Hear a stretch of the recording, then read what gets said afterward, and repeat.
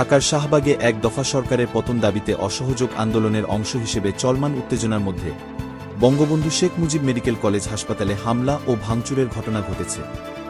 আজ ও কাল চ্যানেলে স্বাগতম। ঢাকার শাহবাগে এক দফা সরকারের পতন দাবিতে অসহযোগ আন্দোলনের অংশ হিসেবে চলমান উত্তেজনার মধ্যে বঙ্গবন্ধু শেখ মুজিব মেডিকেল কলেজ হাসপাতালে হামলা ও ভাঙচুরের ঘটনা ঘটেছে। রোববার সকালে পুরান ঢাকার চকবাজার থেকে একদল শ্রমিক লাঠিসোঁটা হাতে শাহবাগে জড়ো হন। এর আগে আন্দোলনকারীরা টিএসসিতে দায়িত্ব পালনরত পুলিশ ও আনসারদের ধাওয়া করে এবং শাহবাগ থানার সামনে এসে পুলিশের সাথে সংঘর্ষের চেষ্টা করে। তবে পুলিশ থানার ভেতরে চলে যাওয়ায় সংঘর্ষের ঘটনা ঘটেনি।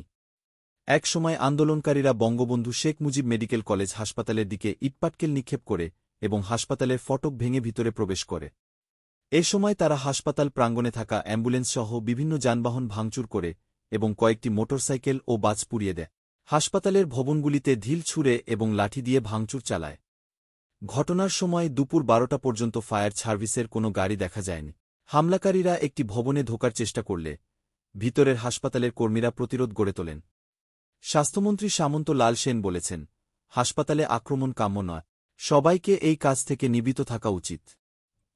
নতুন খবরের জন্য চোখ রাখুন আমাদের চ্যানেলে। আমাদের ভিডিওটি ভালো লাগলে লাইক দিন, শেয়ার করুন। ধন্যবাদ।